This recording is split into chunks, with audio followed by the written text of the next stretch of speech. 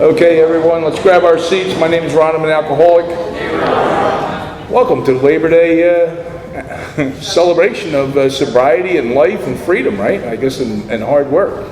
And starting Monday, I guess, we don't even have work Monday, right? Anyway, that's neither here nor there. What do I got to announce?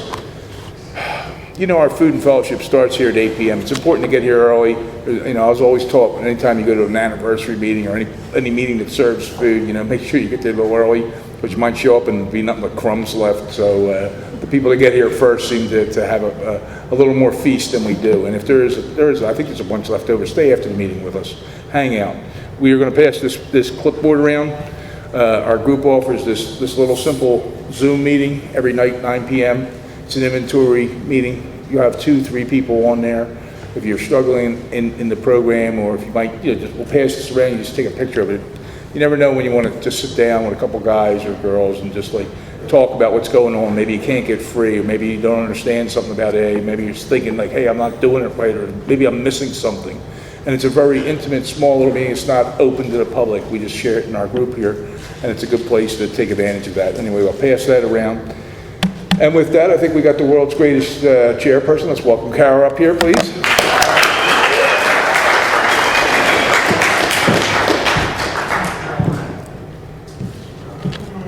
Hello, everybody. My name's Kara. I'm a grateful recovering alcoholic. Hello, y'all. Welcome home.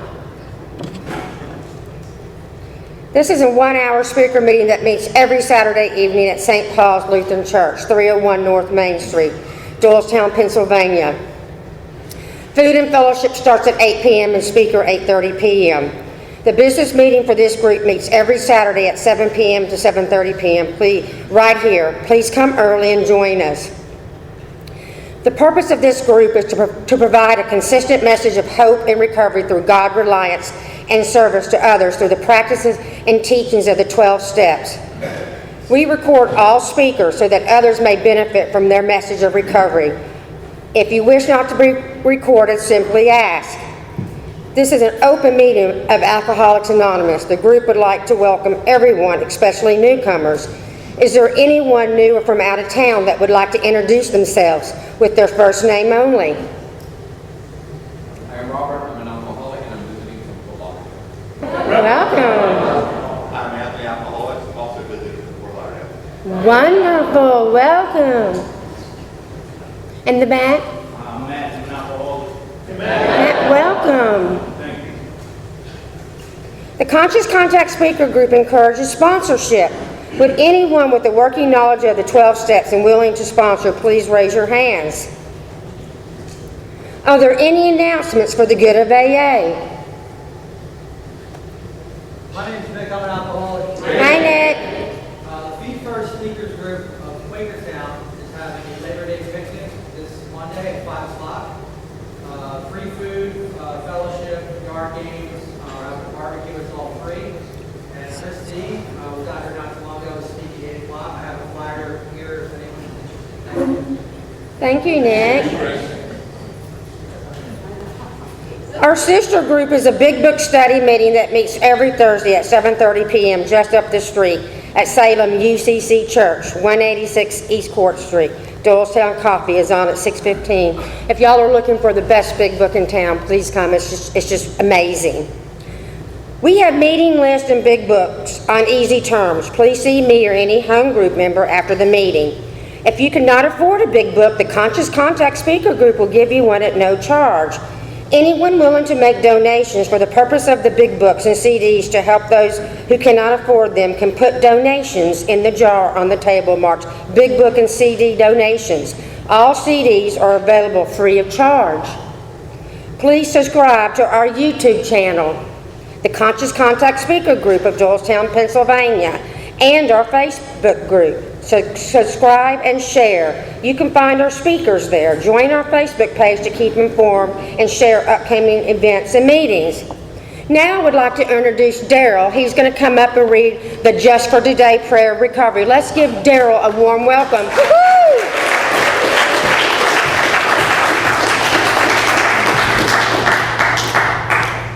Good evening, everyone. My name is Daryl. I'm a recovered alcoholic. Just for today, prayer of recovery. Just for today, I will be agreeable. I will look as well as I can, dress becomingly, talk low, act courteously, criticize not one bit, not find fault with anything, and not try to improve or regulate anybody except myself. And that's the Just for Today prayer of recovery. And I would like to introduce Nancy up here.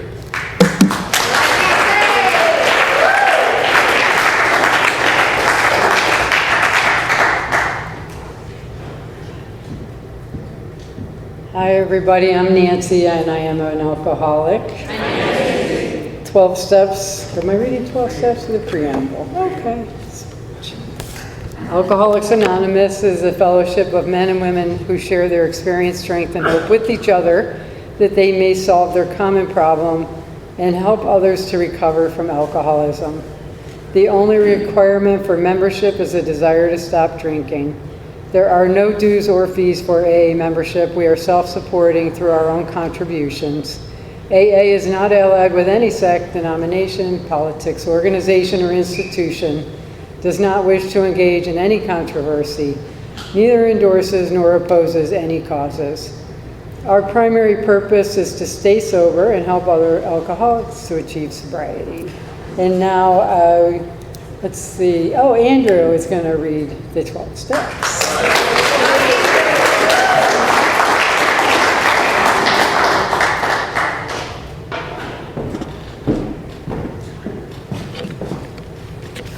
Good evening, everyone. My name is Andrew, and I'm an alcoholic. And these are the 12 steps of recovery. Number 1, we admitted we are powerless over alcohol, that our lives have become unmanageable. 2, came to believe that a power greater than ourselves could restore us to sanity. 3, made a decision to turn our will and our lives over to the care of God as we understood Him. 4, made a searching and fearless moral inventory of ourselves. 5, admitted to God, to ourselves, and to another human being the exact nature of our wrongs. 6, we're entirely ready to have God remove all these defects of character. 7, humbly asked Him to remove our shortcomings. 8, made a list of all persons we had harmed and became willing to make amends to them all. 9, made direct amends to such people wherever possible, except when to do so would injure them or others. 10, continue to take personal inventory, and when we were wrong, promptly admitted it. 11, sought through prayer and meditation to improve our conscious contact with God as we understood Him, praying only for knowledge of His will for us and the power to carry that out. 12, having had a spiritual awakening as a result of these steps, we tried to carry this message to alcoholics and to practice these principles in all of our affairs. Now I would like to introduce Kara back up to introduce the speaker.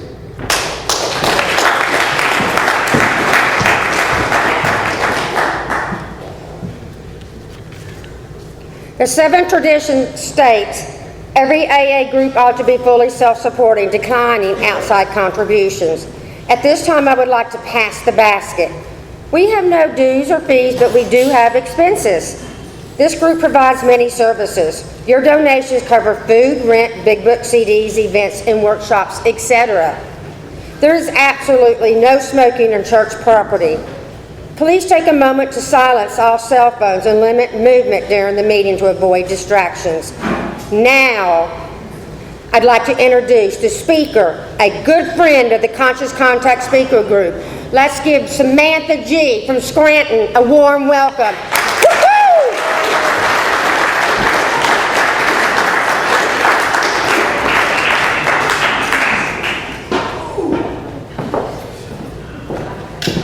All right, my name is Sam. I'm an alcoholic. Hi, Sam. Ooh, this meeting is great. It has just started. I want to thank Ron for asking me to come speak here.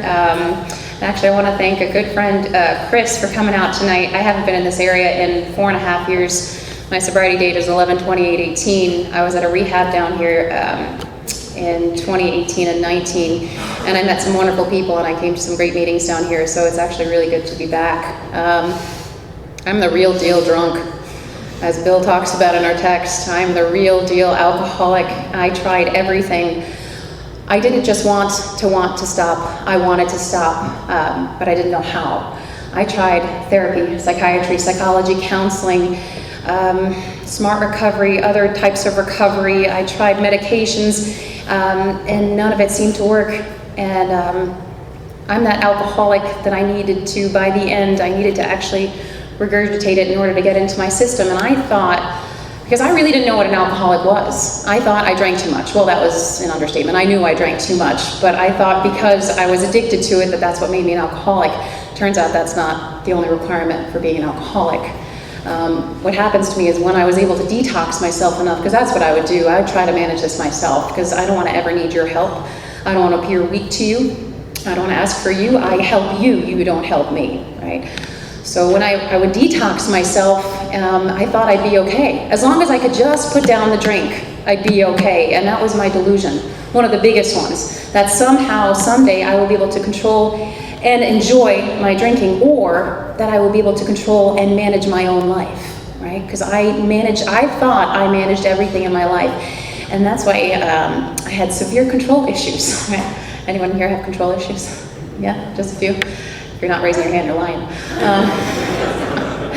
But I needed, as our book talks about, I needed pitiful and incomprehensible demoralization in order to listen.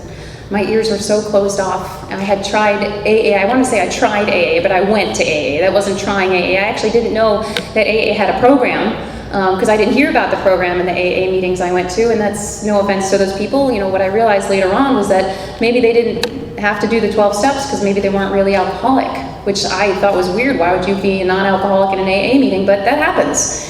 You know, when they tried to help me, you know, they were kind to me and they gave me their number, and I was never introduced to the 12 steps, and I had a resentment about that for quite some time, and I just put it on a 4th step and dealt with it. But to backtrack a little bit, I'm here to tell you what I was like, what happened, and what I'm like now, and where I am currently with the steps of Alcoholics Anonymous. I think that's really important because I have had a spiritual awakening as the result of these steps, but I continue to seek, and it's not something I graduated from. I did the 12 steps and I move on. I'm a recovered alcoholic, which I am, but I must continue to live this life, this design for living that has given me the most freedom I've ever felt in my life. You know, and I'm really grateful to have become a full-blown alcoholic, which is the first time I heard somebody say that, I was like, why?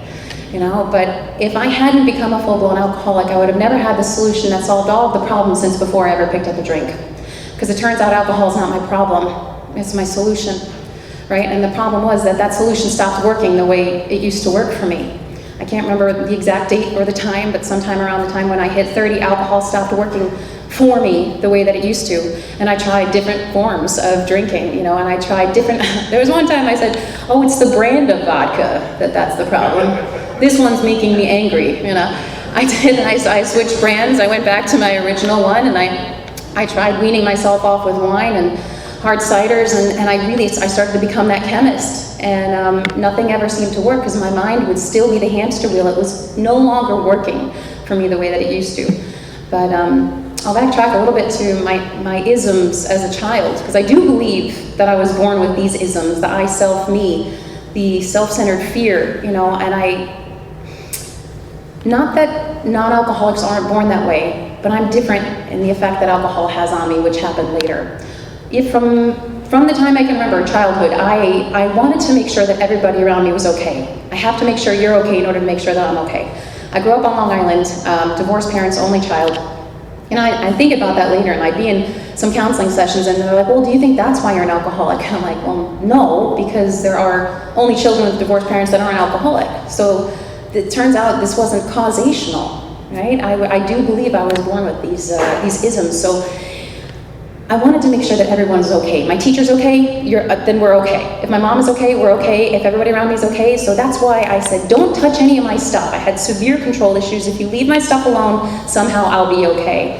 And that was also one of the biggest lies. I can remember in elementary school, we all had these group projects. I'm like 8 or 9, and I'd be like, guys, I got this. Just go on the playground. I will take care of this. And they're like, are you sure? I said, yes, because in my mind, I know that whatever I do is going to be better than whatever it is you're going to do. And I don't trust that, first of all, you're going to do your job. So I'll make sure that it's done right. You know, the problem with that was I kept proving myself correct over and over and over again. I was good at school because it was a track. I learned later on that I sought security in everything I did in my life. If I thought that if I managed enough of my own life, that somehow I'd be okay. That I will be okay when. I will be okay if. I will be okay when I get this grade, or I get this job, or I'm in this relationship, or I have this amount of money, or I live in this place. And the grass was always greener on the other side. Even though I have no idea what the grass looks like, chances are it's going to be turf. But I still think it looks better from here. And I don't even know what it looks like. But somehow it's going to be better then and not now. And I was never okay now. And that was my biggest problem. I had no idea how to be here with you. And I picked up my first drink when I was 12. I was with my dad on a camping trip. He's an Eagle Scout. And, that wasn't my aha moment, to be honest. That was not, I know a lot of people it was. And thank God it wasn't, because we were in the middle of the woods and there was no more boots to be had. So, I would have been in trouble. But when I picked up again in high school, I was never, our literature talks about the moderate drinker and the heavy drinker and the real alcoholic. I was never that 1 or 2 drinker. I drank, I couldn't understand the point of 1 or 2. I drank for the effect, yeah? I'd have some friends of mine, they'd have a couple and they'd be like, oh my God, I'm feeling it. And I'm like, and? Like, you gotta push past that, you gotta keep going. And I drank like the guys, and this is another thing too, I hated women. I was so afraid of women. I didn't realize it was fear, but I hated women. And it's weird because I started a women's big book study 2.5 years ago, and the meeting's still going strong, so God has a sense of humor. And because I understand us now, because I understand me better. But when I drank hard, and I never drank moderately. I couldn't understand the point of moderate drinking. My mom is not an alcoholic. To this day, I don't understand. She'll have a half a glass of Riesling and be like, it's warm, I'm good. And I'm like, just drink it. Like, she's like, but no, I'm good. I'm like, how? It doesn't compute. Non-alcoholic drinking does not compute in a brain like mine. It just made no sense to me. So I go to these parties in high school, and when I drank, I could finally breathe. There was something that happened to me and for me that when I put a few drinks into my system, I could finally go, I'm okay.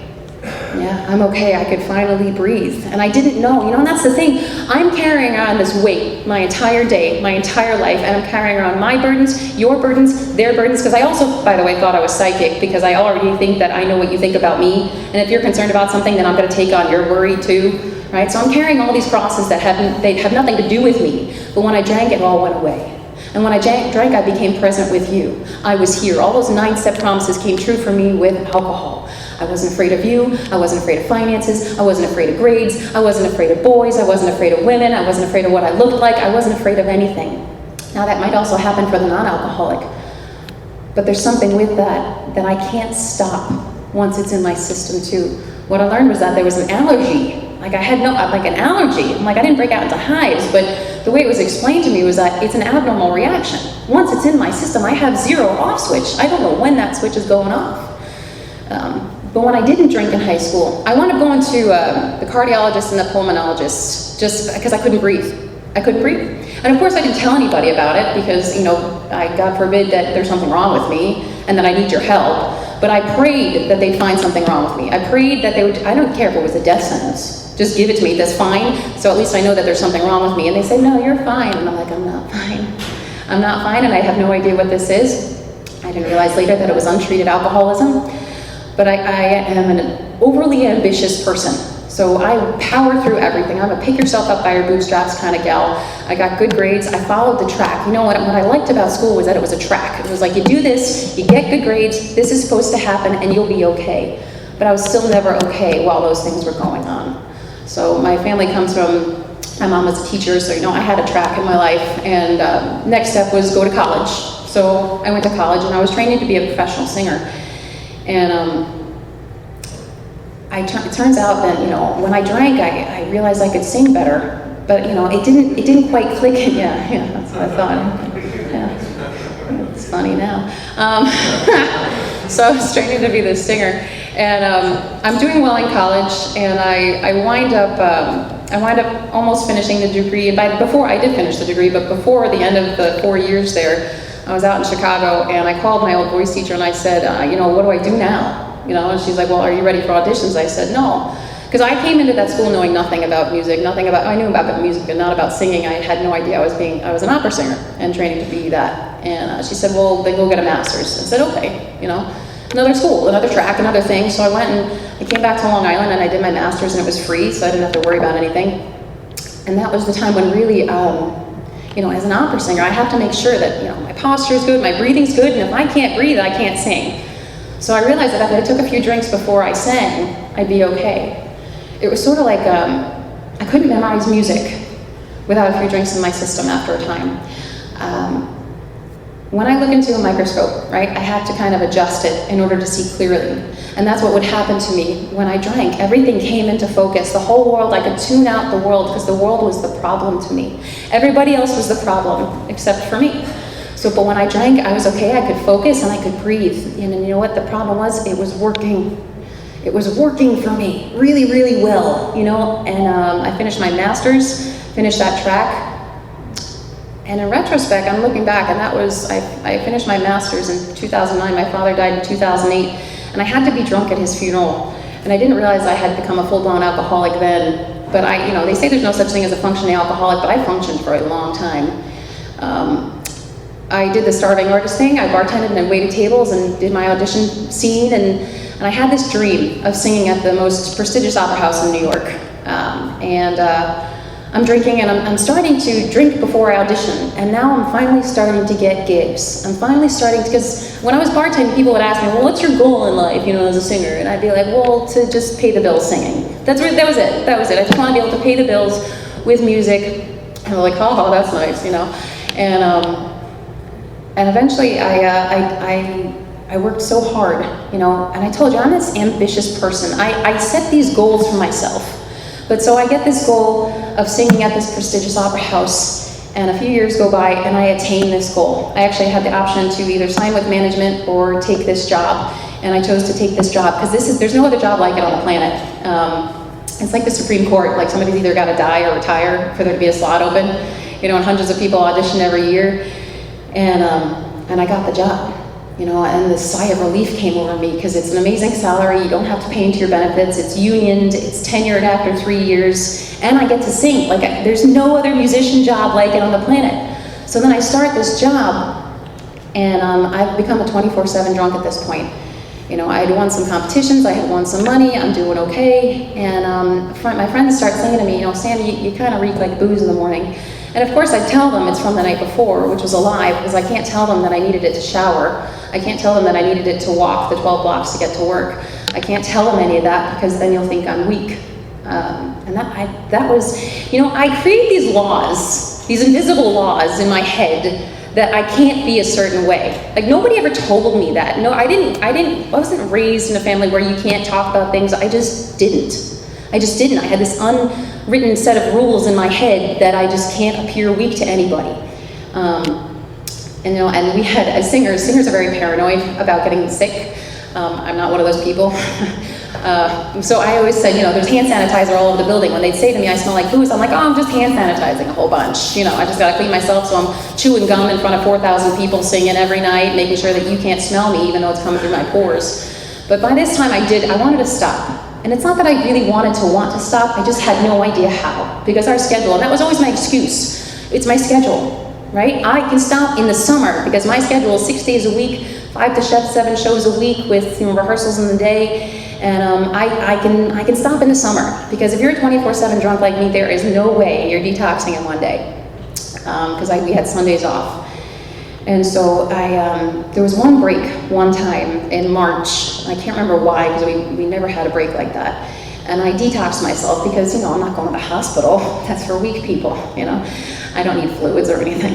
So I detox myself and I get my butt to some AA meetings. Now, when I first started going to AA, I was exploring the different meetings, but I wasn't listening for where I related to. I looked to see who I looked like and what you did for a living, right? I wanted to see, were you an actor, were you a singer, were you, I don't know, something along that profession. And I found this group at 7 a.m. And these guys, right, 7 a.m., they're supposed to be the hardcore people, right? Because I'm this ambitious person, so I must be doing well if I'm going to this 7 a.m. meeting. So I go there and I see the steps and the traditions on the wall, and they look like swimming pool instructions or something. I don't know that that's the program of AA, you know, like I'm like, oh, there's powerless over alcohol and my life is unmanageable, but I'm like, I'm still kind of managing my life because I'm paying my bills, you know, I still have a job and I hear some stories, and And I'm like, and then I see the word God, and I'm like, yeah. And, but nobody had talked about those steps or God in that meeting. And you know what? That might not even be true, because they might have. I just might not have heard it. I can't tell you whether they did or they didn't. But I do know that they said, Sam, I think you should get a sponsor. Do you mind if I lift this up a little bit? I'm like, okay, that's good. All right. So I got a sponsor, and of course I picked a male sponsor because I'm afraid of women. And so, no, nothing nefarious. It really wasn't anything like that. We would just talk about his life, my first world problems, and I'd be like, Harry, I'm just like, why am I complaining? Like, I even knew there was something wrong about me complaining about things. And he's like, but Sam, they're still your problems. And I'm like, and there was something I disagreed with about that. So we would just walk and talk, and I sought validation in the world. I hated people, but I need you to like me, right? I'm this walking dichotomy. I don't like you, and living in Manhattan, you all did life wrong. All of you. All of you did life wrong. I am this like injustice person. How do you treat people so wrong, and all this kind of stuff. And I'm telling him about these things, and he's just like, yeah. And so I finally dry, right? I'm as dry as don't light a cigarette near me, I'll explode. And I'm getting validation from my friends finally, because I don't reek like alcohol anymore. I'm going back to the gym. I'm starting to look good. I'm not bloated anymore, because everybody could tell when I was drinking because my face would, right? So that made me feel good, and I go to these 7 a.m. meetings, and I share something. I don't even know what I was sharing about, because I had no solution. And I'd feel better for a little bit, right? Because I didn't realize that I thought my emotions were the most important thing in my life.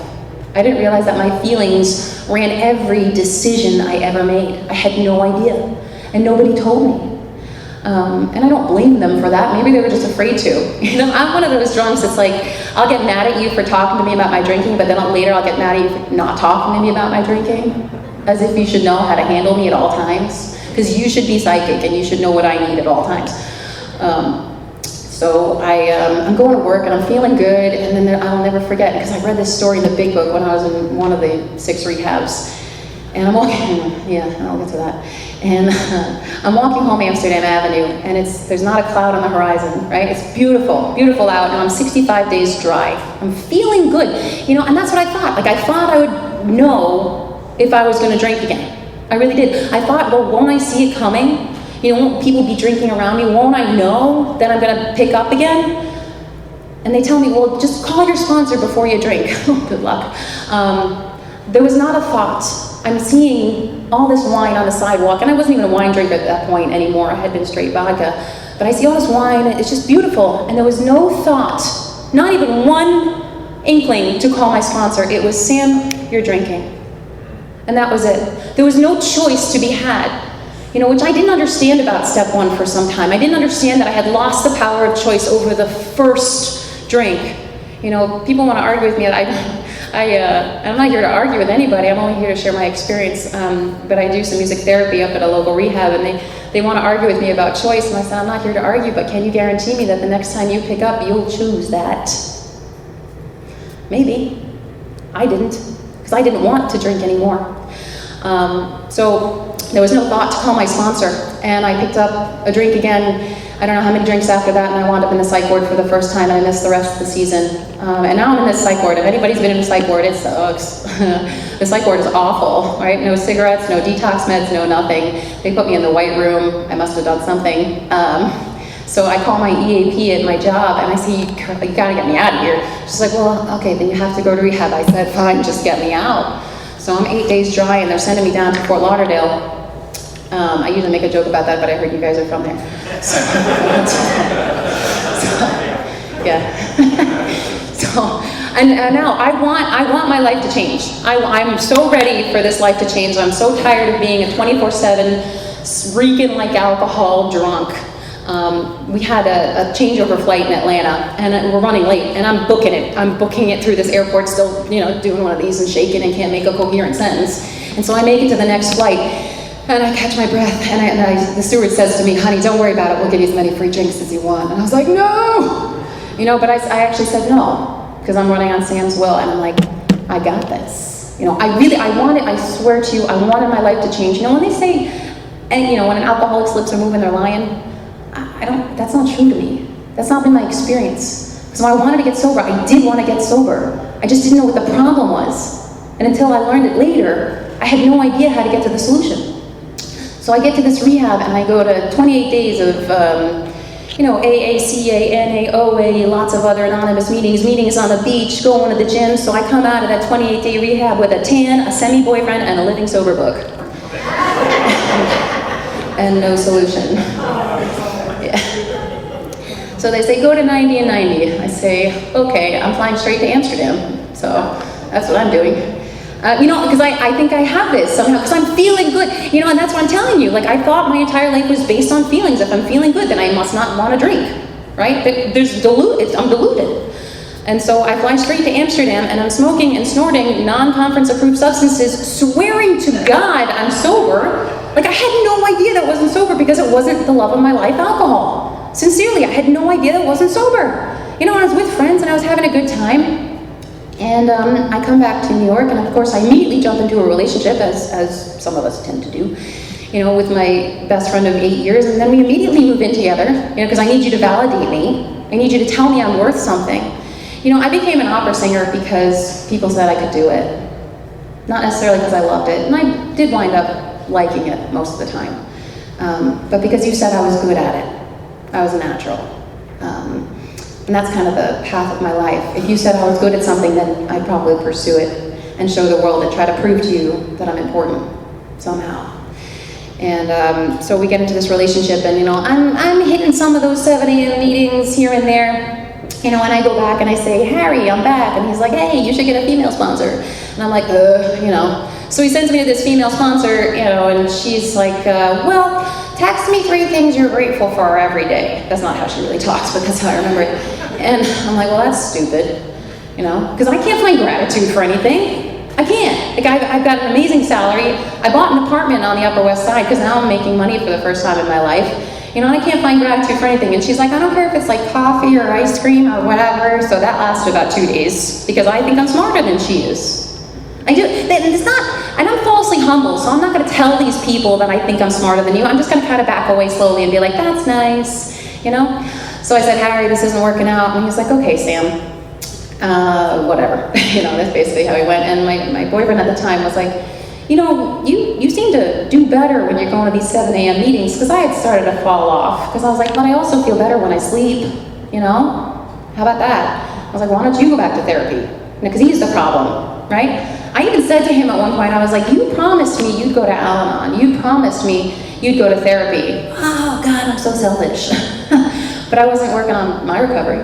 Not at all. Because I thought I was fine. That's a delusion that I think I'm fine. Because I cannot differentiate the true from the false as a dry drunk. I cannot differentiate the true from the false drinking or without a program of recovery. I have no idea what's true. And I will convince you that I will make my best effort to convince you that I'm right, because I am self-righteous when it comes to what I think I'm right.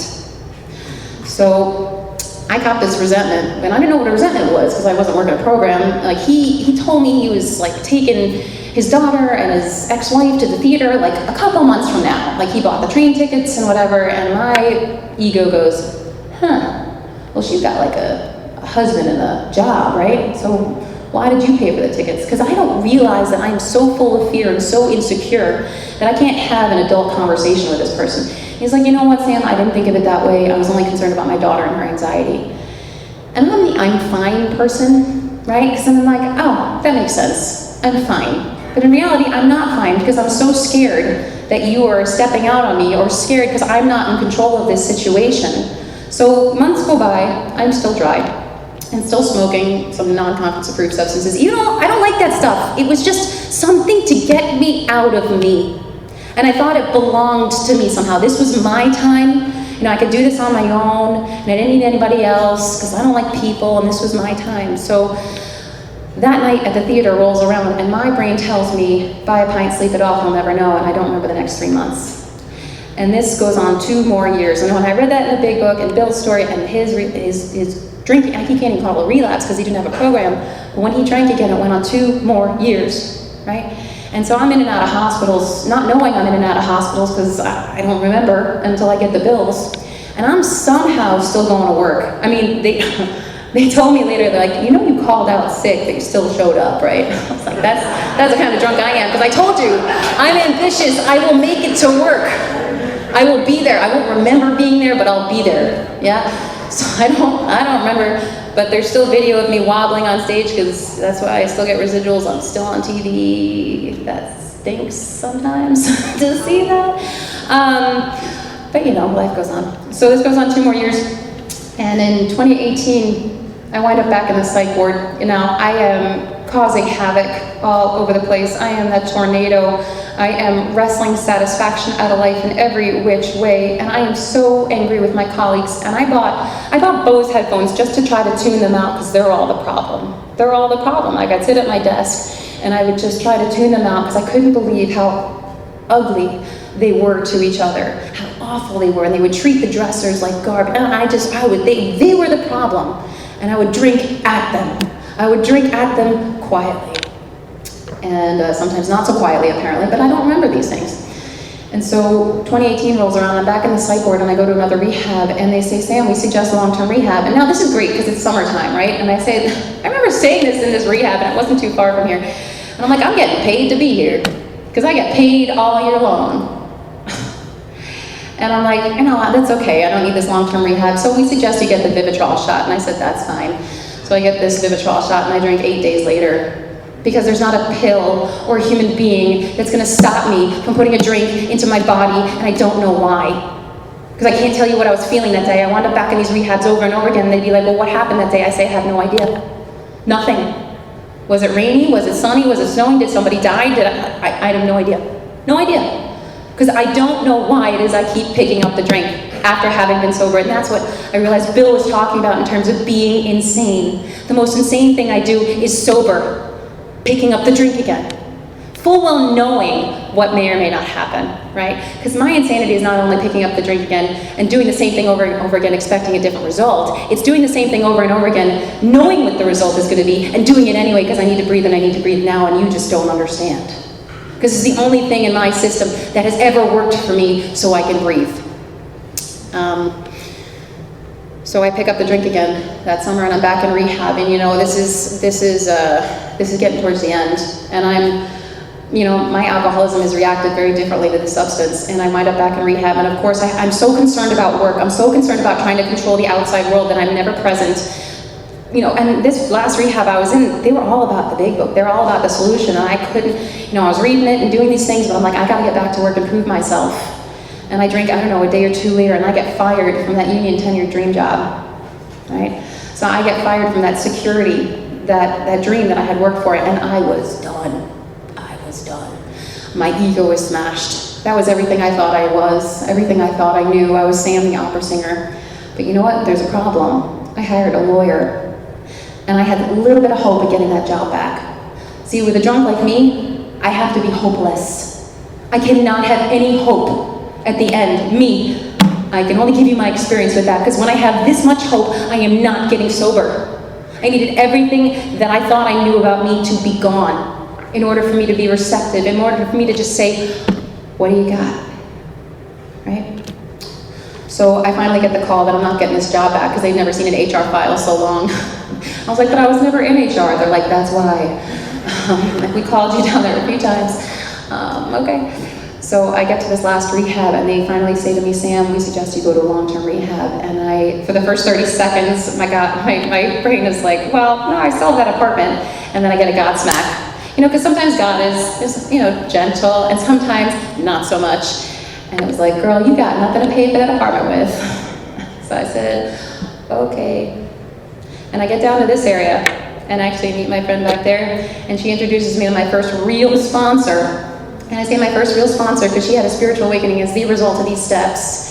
I had listened to a lot of Joe and Charlie in this long-term rehab too, before I was able to get a sponsor. And I loved the way they talked about the big book. They made me laugh, and I was like, I didn't think anything could be funny. Because everything was heavy. Everything was so heavy in my life. I am such a naturally serious person. You see that, photo of the farmers with the pitchforks and they're like this. That was me since I was 4, right? So I'm just, everything is like that my entire life. Even me in photos from when I was 3. So I'm listening to Joe and Charlie, and I'm like, they're laughing at the craziest stuff. Like, we can do that? That's amazing. So then I get introduced to this sponsor, and she starts taking me through this big book, word by word, and she says to me, now I was humbled, I had to be humbled again, because she was like 7 years sober and 9 years younger than me, and I was like, that was another blow to my pride, right? She had me sign this contract to myself, because she asked me some questions, and then she said, are you willing to go to any lengths to recover? And I had no idea what that looked like, but at that point I said yes. Because that's all it says in our book. People ask me today, when do I start the steps? If you want what we have and are willing to go to any length to get it, then you're ready to take certain steps. And I was ready to do whatever it took, whatever that looked like. So she had me sign this contract saying, I might mess this up, so, I am willing to go to any length to recover from alcoholism, which means that I am willing to take the steps in the exact order and timing as outlined in the Big Book of Alcoholics Anonymous. I had no idea whether it was a timing. I heard so many messages in AA, like I had heard mixed messages all over the place, like, take your time. And if I say something here that offends you, it's not my intent, but maybe write a 4th step about it, I don't know, or take it to your sponsor. Because I had a resentment, I would get these mixed messages. Take your time with these steps. No, just your brain isn't back to normal yet. You can wait a year. I'm gonna die if I wait. This was triage for me. I am bleeding out and I need something now. I can't just keep hanging on to keep coming back. Because unless something changes throughout my day, because those hour meetings, they're great. They're great. The people in there are great. But then I'm in me the other 23 hours out of the day. How do I solve that? And I signed that contract. And she said, whenever you're feeling weird, she didn't explain to me yet that it was fear. Whenever you're getting that little bubbly thing, look back at that page. And then she introduced me to the first promise in the Big Book. Not the first step promises, but the first promise that we have recovered from alcoholism, from a seemingly hopeless state of mind and body. And I'm like, you can recover? She's like, yeah, you can recover from this. Because I'm like, I'm not here to get into the debate either of recovering. That's, I'm not into semantics here. But that, to me, at first I thought was arrogant. But I'm like, there's such hope in that. I can recover. I don't have to feel like this ever again, ever. So we started going through this book, and she's having me do these assignments, like reading Bill's story, and then she'd be like, how did you think, feel, and drink like Bill? And, I didn't look for where I differed. He was a man, he lived in the 30s, he was a stockbroker. No. I had arrived, he says. I proved to the world that I was important. All those things were true for me. And he'd pick up again and have no idea why. His resolve was so high. I told you, I am this, and I found out in my 4th step, ambition is one of my #1 issues. Like, I am ambitious to a fault, right? I am self-will run riot. I'm like that balloon you blow up and you just let it, and then it falls flat, right? And I'm going through this, and then I wound up having to move up to, I didn't have to do anything, but I moved up to Northeast PA, and I actually didn't want to leave her because she was great. But then I called this other woman who I'd met, and I said, would you sponsor me? And she said, yeah, go write a 4th step. I said, okay, And at this point I'm just saying, okay. If there was something that you had that I wanted, and you suggested for me to do it, I said, okay. So I'm going around to people, because I'm also insecure, and I'm like, well, how do you guys do it? Because I'm not going to tell you I don't know how to do it. And I remember Joe and Charlie and where it is in the Big Book and reading pages, 64 and on, and how to do this thing. And they're like, it's just these columns. I'd say, it can't be that simple. I'm more complicated than that, And they're like, no, it's that simple. So I wrote my first inventory in a weekend. I did all 3 inventories. The resentments, the fear, and the sex. And I was like, what does sex have to do with anything? Like, I didn't understand that my conduct had anything to do with my alcoholism. And today I see it take endless people out of these rooms, women and men. So I wrote my first 4th step in a weekend, and it didn't take me long, because you know what? I'm one of those people too that I'll think about it for a lot longer than it takes me to do it, right? And sometimes I've done a lot of work in my car, right? And even to this day, when I'm like, oh, when I get home, I'll do some inventory. No, when I get home, I'm going to go in the house, and I'm going to pet my 2 cats, and then I'm going to feed them, and then I'm going to sit on the couch and make some tea, and then maybe I'll get to inventory later. So I sit in my car, and I still keep a notebook in my car just in case. Because you know what? It needs to be done now, because God, sometimes He's loud, I told you, and sometimes He's soft. And those times when I'm neglecting to write inventory today, I'm the only one suffering. But actually then the people around me suffer, because I'm taking it out on them. And I'm like, hey, what's going on with you? So I dropped this 5th step with her that coming week.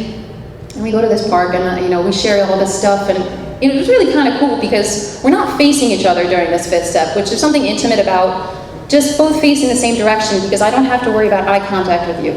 I can just share openly. I shared with her everything like that I could have possibly imagined. And I read my 4th step to her exactly as I wrote it. And she said, go home and read pages 75 and 76. This was like, she's like very laissez-faire. Just, you're going to do this or you're not going to do this. So I said, okay. Because I didn't realize that the big book was an instruction manual for my life, not a novel. It tells me specifically what to do, right? So I go home and I read pages 75 and 76, and it says, well, take the book down from your shelf. And I'm like, but the book is in my hand. So should I put it up on the shelf and take it back down? So I did. I'm like, okay. And so I flip it back open. And it says, flip to these, make sure that everything you've done is solid so far. And I'm like, is my life unmanageable? Well, I'm really glad people explained to me that my management had nothing to do with money. My management had nothing to do with the job. My management had to do with my inner turmoil that was constantly caused by me, and I could no longer manage my own life. I couldn't manage my emotions. All those bedevilments on page 52 were me as a dry drunk. I'm a prey to misery and depression. I can't control my emotional nature. I can't make a living, but even if I have a job, everybody there sucks, right? Oh, I've got to go to work, And I can't seem to be of real help to other people, because even though I want to help you, I wind up causing more problems. So is that manageable? I wanted to be in the management business so bad. I am that actor in the book. I told you I'm a singer, so I wanted to run the whole show, right? Because if only you just do this, like I did this with my mom, right? And any women in here, usually mom's like number 1 or 2 on the 4th step, right? You usually get a lot of those. Mom was like number 1 on mine because she was very controlling, but I love her exactly as she is today. I was like, if only my mom just stopped. If only my boyfriend just did this. If only they just did this, they'd be okay, I'd be okay, we'd be better, we'd all be good, the world would be better. And I'm reading in this book and I'm like, how do they know me? So all of this is on my inventory, and that's my manageability skills, which are no good. I was so tired of being manager. So yes, is my life unmanageable? Drunk? Sure. Sober? Yes, absolutely. Which is why I still to this day do not run my life. If you see me running my life, or also let me know, because that's a problem. Because then I'll try to control his. And am I powerless over alcohol? The first one, not the second one. Because you know what? The second one, it's a crapshoot. I don't know if I'm going to stop after 2 hours, 2 days, 2 weeks, 2 months. Yes, guaranteed. Once it's in my system, I don't know when I'm stopping. But am I powerless over the first one? Sam, did you choose to pick up last time? Well, no. Yes. No. Well, it's like, well, did the thought cross your mind that you maybe shouldn't drink? I said, well, no. That thought never crossed my mind, because a choice indicates one of 2 things, or one of many things, right? I couldn't understand that there was no choice to be had. Some of the times I could play that tape through. When they tell us, play the tape through. For a drunk like me, that tape isn't always available. Like those of you that are old enough to remember Blockbuster, you go there on a Friday night, right? Yeah. And your tape just isn't there. Yes, VHS tapes, for those of you, yeah, okay. Your tape just isn't available. It's just not there. It doesn't even cross my mind. And what the book explained to me was that it's a mental blank spot. If you're a drunk like me, a real alcoholic, and that's not to separate me from you, but this is just what I am, the real drunk, I will have that mental blank spot, and I will not remember. It tells me at certain times, I will not be able to remember the suffering and humiliation of even a week or a month ago, or even yesterday. It doesn't say on Tuesdays, or on like Fridays when I get paid, or on Sunday mornings when, I used to have brunch. It says at certain times, so if I'm running this world still on Sam's will, I am going to drink again. And that's what step 1 really tells me. And I didn't get that until I really started to dive into this program, and I dove head first, just like I did into the bottle, and even harder. So I'm reviewing all this work that I'd done in 1, 2, and 3, because when I had gotten to 3, and it was, well, actually real quick on step 2, I don't think I was ever sane, to be honest. I really don't. I was always a little bit insane. I was just telling this to Russell the other day. I was like, when I was a kid, I actually wondered if I was, mentally challenged and just nobody told me. It was weird, it's a weird, I'm living in my own little world. I'm like, what if I'm a little bit crazy in many, many ways. So step 2, Sam, are you crazy? Yes, that's not a problem. Do I believe something bigger than me can restore me to sanity? Because all somebody needed to say about the whole God thing was, Sam, are you God? And I was like, well, no, good enough. That's all I needed to make my beginning with God. That was it. And I choose to call God God because it's short and sweet, to be honest. And I tried higher power, Yahweh, Great Spirit, or Spirit of the Universe. It just took way too long to say. As you can tell, I talk fast. I'm from New York originally. So God just was nice and concise. And when I got to my step 3, made a decision to turn my will and my life, as you know, I learned from Joe and Charlie, my thoughts and my actions over the care of God as I understood Him. And I was like, well, how do I do that when I don't know where I'm playing God? So what I learned was that step 3 was simply a decision to do steps 4 through 9. Because I have no idea, because it tells me in my literature that step 3 really doesn't mean anything unless I immediately at once take some action and do some inventory. Because I don't know where I'm playing God. And turns out that's my whole problem, the how and the why of it. How? Quit playing God. Why? It doesn't work. It never worked for my sanity, and it didn't work for the people around me either, ever. So I'm reading this stuff in this quiet hour of meditation in the rest of my step 5, because it told me that. No cell phone, no music, no nothing. I'm like, how am I going to do this? But I just do. It was like Nike. It was like, just do it, yeah? So I'm reviewing all this work, and did I miss anything? Were the stones properly in place? Well, everything. I was as thorough and honest as I could be, and I told her everything. And then I looked at my step 6, and it's a willingness step, right? You know, it's the step in our 12 and 12. It says it's the step that separates the men from the boys, or, you know, the women from the girls, if you will. And I couldn't understand this, you know, it's so small in the big book. It's one tiny little paragraph. And I was like, am I entirely ready to have God remove all these defects? And at that point, thank God I was still desperate. You know, when I work with women today and have been in treatment sometimes too long, or have been around sometimes for a long time and haven't worked the steps, the desperation is gone. And it's harder for them to see the urgency. And I'm not here to force them to see their urgency. I can't make anybody see the urgency. I just knew how urgent this was for me. Like I said, it was triage. So was I ready to have God remove all these things? Sure. My selfishness, dishonesty, resentments, and my fears. The thing that was driving my life, fear. Because when somebody first told me I was full of fear, I said, you're full of crap. I was like, look at all the things I did. Look at everything I did. I needed the drink to be like you, I thought. And I had no idea that I was living in fear my entire life.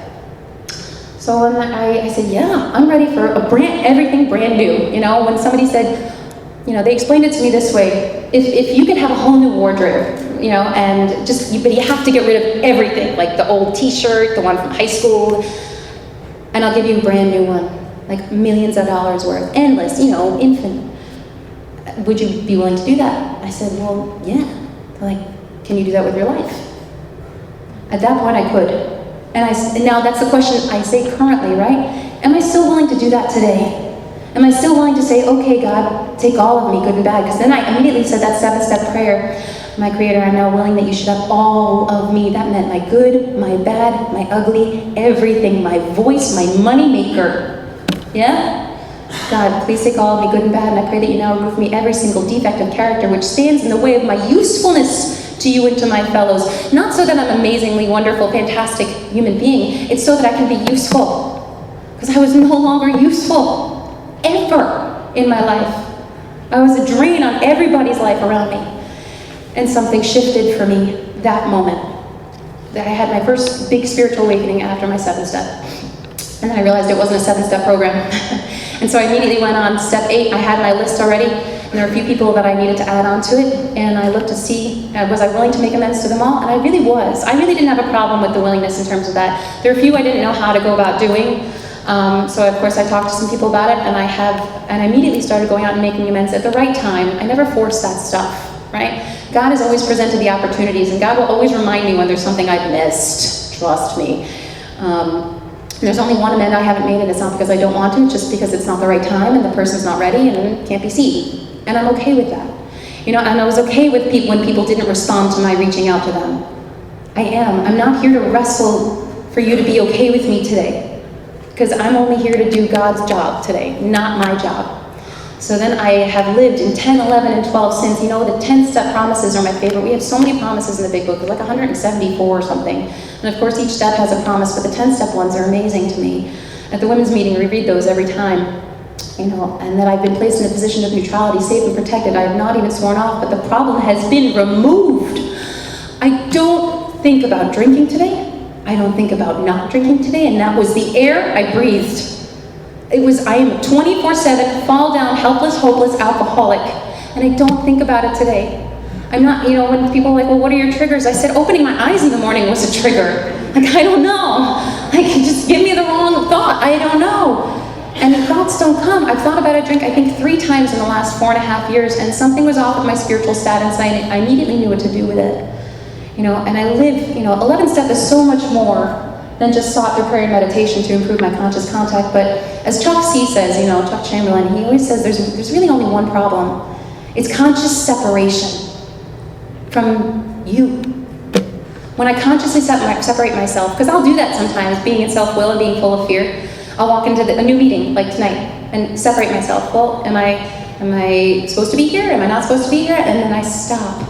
I'm exactly where I'm supposed to be at all times, right? So conscious contact versus conscious separation solves all of my problems. And I practice that through prayer and meditation, and I read other things today. The big book will forever be, I think forever, I don't know what God has in store, but it's still my outline to today, and I've read lots of other literature. I started sponsoring at 5.5 months sober. 2 women had asked me, and of course I was scared, and I asked the woman who took me through the big book, I said, well, what do I do? She's like, you just do it. You did. You just show them what you did. That's it. I was like, well, what if something happens? She's like, well, you gotta kill a few to save a bunch. I said, what? I was like, that's not okay. But I know what she means now, though. I don't have the power to get anybody sober. I don't have the power to make anybody drink. But what I do have the power to do today is carry this message. Not my message, but my experience with the steps of Alcoholics Anonymous and the continued spiritual awakening that happens to me. And I wasn't sure if I'd ever sing again or be in a healthy relationship ever again or any of those things. God has a sense of humor. When I had an issue with the word God, I didn't grow up in a church that, where I was going to hell or anything like that. My mom dropped me off at Sunday school and just picked me up, and I got confirmed and never went back. But God has me working in a church today for 2.5 years now. And I get to hear recovery in every homily. And when I went into that audition, it was so strange. I wasn't sure what to do about finances. I'm still dealing with New York stuff. And I'm in active foreclosure in New York. We bought a house last year, and when I get fearful about it, like if they come after me or something, there's nothing I can do. And I'm actually okay. I don't let it affect, it's not even that I don't let it affect my life, I give it to God. I'm like, you have a plan? I'm out. I got nothing. And I'm okay with that.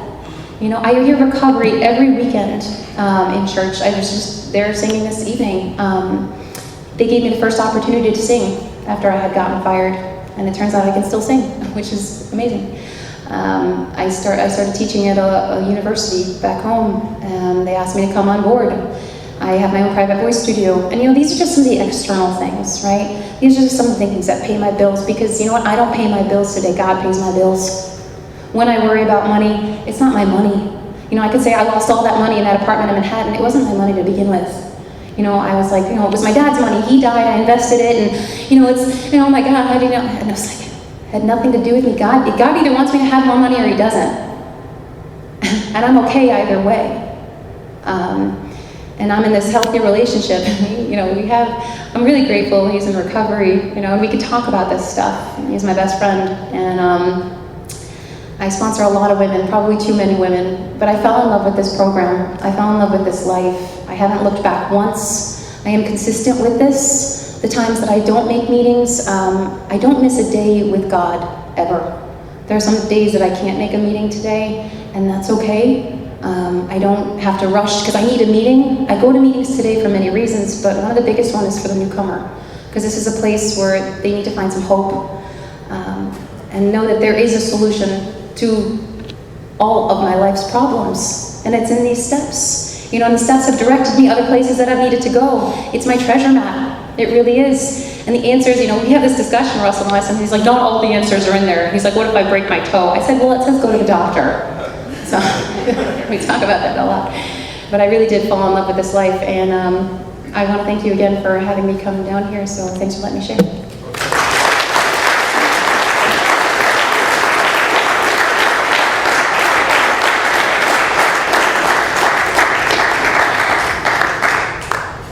Okay, good evening, everybody. My name's Brian. I'm an alcoholic. First and foremost, I want to thank Sam for coming out here and delivering an incredible message of hope and recovery to our group here tonight. A couple quick announcements and we'll wrap up the meeting here. Again, as Ron mentioned, the food and the fellowship for this group, it starts at 8 o'clock, so feel free to show up here early, enjoy the refreshments that we put out. If you want to get involved with this group, get involved with some service work, even better, this group has commitments in hospitals and institutions too. If that's something you'd be interested in, bringing a message of hope and recovery to the sick and suffering, you can see me for information on that after the meeting. There's always the meeting after the meeting, so if you're out there, if you're new, or if you're struggling, or if you've been coming around for a while and it's just not working, hang out with us, grab somebody after the meeting. If you want to help us out with some service work right after the meeting, we can always use help putting away the chairs. Thank you to everybody for helping out this meeting. Thank you to Kara for chairing. Thank you to our greeters. Thanks to Ed in the back for taking care of the kitchen.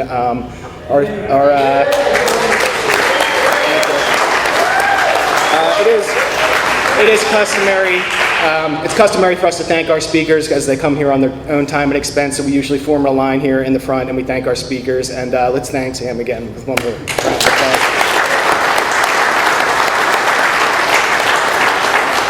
And if you do care to join us, we have a nice way of closing.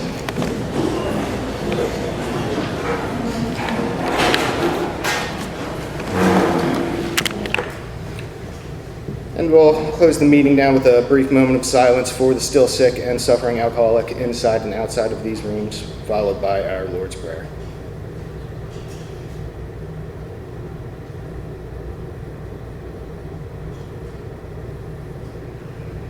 Our Father,